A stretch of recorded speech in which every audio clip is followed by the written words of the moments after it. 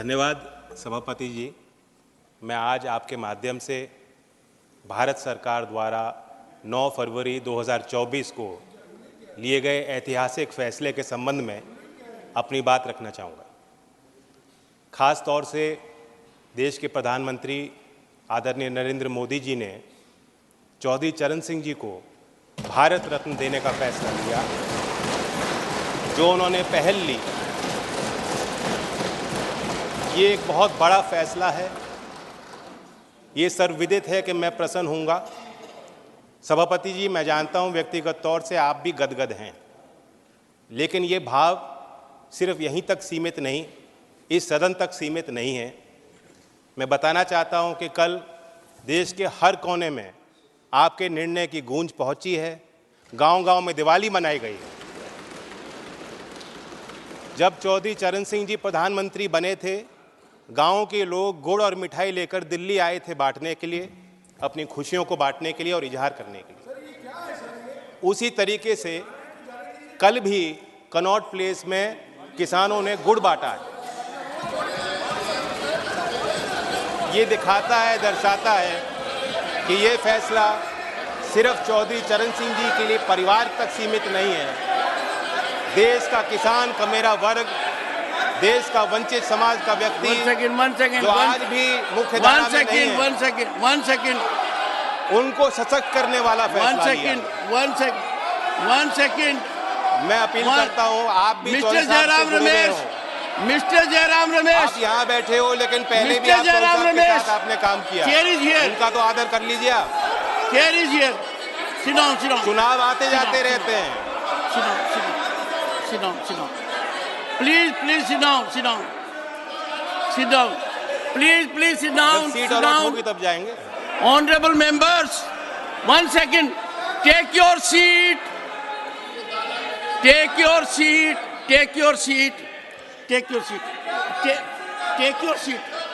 First, will you take your seat? Why are you shouting like a commando? Why are you shouting like a commando? Sit down. Take your seat. Sir, sit down. Sir. No, not on this. No, I will not accommodate on this. Chaudhry Charan Singh stands for impeccable public life, unimpeachable integrity, unflinching commitment to farmer. दूरदर्शी सोच था उनका किसान और गांव के लिए। उनके विषय के ऊपर विवाद करना, प्रमोद जी, आप किस हालत में पॉइंट ऑफ ऑर्डर रेज कर रहे हैं? नहीं, मुझे बताइए, इतना लंबा राजनीतिक जीवन आपका है, उत्तर प्रदेश से आप आते हैं। चौधरी चरण सिंह की कर्म भूमि उत्तर प्रदेश और पूरा भारत रहा है। उनको भारत रत्न मिला हो, इस विषय पर इस सदन में मेरे यहाँ बैठे हुए इस प्रकार का वातावरण हो, बोलिए। पहली बात, लेटेस्ट हियरिंग, मैं पहली बात सब बहुत श्रद्धा के साथ ये कहना चाहता हूँ कि जिन 3 शख्सियतों को भारत रत्न से नवाजा। सर, आप अपना पॉइंट ऑफ ऑर्डर रेज कीजिए। I don't want any cover up. I have seen with my eyes. I have seen ruckus, chaos, shouting, sloganeering, condemnation. I have seen it with my eyes. मुझे अपनी बात तो कहने दें। आप point of order raise कीजिए। Don't make a speech. Sir, point of order. Sorry honourable members, short duration discussion. Leader बोले।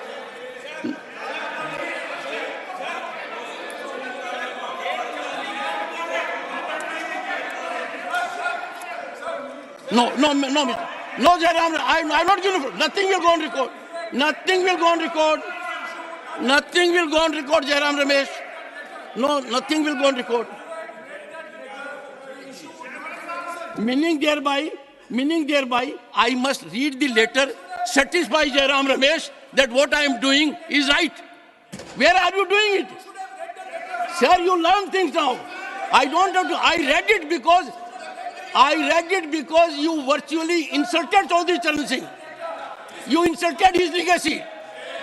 You had no time for Bharat Ratna Chaudhry Charan Singh. आज के दिन हर किसान के दिल पर आप चोट कर रहे हो।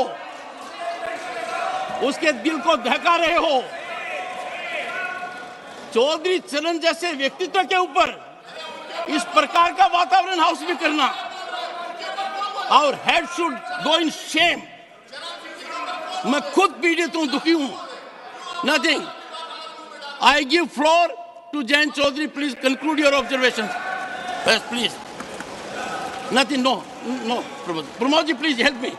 No, सभापति जी, no, nothing else will go on record except, व्यक्तिगत तौर sir, I have से taken a stand. आज कुछ Only Jayant Chaudhary सम्मानित- will complete after he completes. Sorry, nothing will go on record. Jayant Chaudhary, please. सभापति जी, नहीं सुनिए, आज मैं I have given Pramod ji, बड़े nothing will senior go on और record. सम्मानित प्रमोद जी, माननीय it will not go on record. सांसदों Yes. के इस सदन की कार्रवाई के दौरान दुर्व्यवहार को लेके बहुत दुखी हूं। आपने मेरी ही नहीं, देश की भावनाओं को व्यक्त किया। सभापति जी, आपने मुझे संरक्षण दिया। बड़ी अचंभा मुझे होती है कि हम चौधरी चरण सिंह जैसी शख्सियत को किसी गठजोड़ के बनने और तोड़ने और चुनाव लड़ने और जीतने तक सीमित रखना चाहते हैं। लेफ्ट, राइट, सेंटर में हम बटे रहेंगे तो ये देश के जो असली धरती पुत्र थे उनका आदर और सम्मान हम कैसे रख पाएंगे। मैं ये मानता हूं कि देश में जितने महान नेता आए हैं, सब ने एक दूसरे से कुछ ना कुछ लिया है, सीखा है, प्रेरणाएं ली हैं। चौधरी चरण सिंह जी गांधीयन सिंप्लिसिटी को अपना असूल बना के उन्होंने जीवन जिया। महात्मा गांधी जी के ग्राम स्वराज को अपना, उनकी मूल फिलॉसफी का वो हिस्सा और चरित्र का हिस्सा रहा। लाल बहादुर शास्त्री की ईमानदारी, नैतिक, उनके चारित्रिक गुणों को उन्होंने अपने अंदर समाया। इस सदन के माननीय सदस्य पूर्व प्रधानमंत्री एच.डी. देवेगौड़ा, जैसे इनकी राजनीतिक पहचान खेती और किसानी से जुड़ी हुई है, उसी प्रकार से चौधरी चरण सिंह जी की पहचान भी खेती और किसानी और कामगार से जुड़ी हुई है। राजनीतिक विशेषज्ञ मानते हैं कि जैसे इंदिरा गांधी जी में एक करिश्माई शक्ति थी लोगों को अपनी तरफ आकर्षित करने की, उसी प्रकार से चौधरी चरण सिंह जी को सुनने के लिए, उनको छूने के लिए, उनको बेहतर तौर से समझने के लिए दूर दूर से, गांव-गांव से लोग चले आते थे। और मैं ये भी मानता हूं, 10 साल मैं विपक्ष में रहा हूं, कुछ ही देर इस सदन में मैं इस तरफ बैठा हूं, लेकिन मैंने देखा है कि 10 साल में जो आज सरकार है, इनकी कार्यशैली में भी चौधरी चरण सिंह के विचारों की झलक है। जब आदरणीय प्रधानमंत्री जी ग्रामीण क्षेत्र में शौच की दुर्व्यवस्थाओं पर प्रकाश डालते हैं, जब महिला सशक्तिकरण को अपना प्लेटफॉर्म भारत सरकार बनाती है और गांव-गांव में जागृति पैदा करती है, तो मुझे उसमें चौधरी चरण सिंह जी की बोली याद आती है। सभापति जी, हम लोग नेताओं को समझ नहीं पाएंगे अगर हम इसी तरह बटे रहेंगे। कुछ लोग, उनके अंदर भ्रम है। कुछ लोग ये भी कहते हैं, मानते हैं कि चौधरी चरण सिंह जी जाटों के नेता थे या सिर्फ किसानों की वकालत करते थे। ऐसा नहीं, वो विचारक थे और उनके इंटेलेक्चुअलिज्म पे जो टेरेंस जे बायर्स, जो प्रोफेसर थे oriental college in African studies London school में, यूनिवर्सिटी ऑफ लंदन में, उन्होंने किताब लिखी है चरण सिंह 1902 to 87 एन असेसमेंट। मैं उससे कोट करना चाहूँगा सर।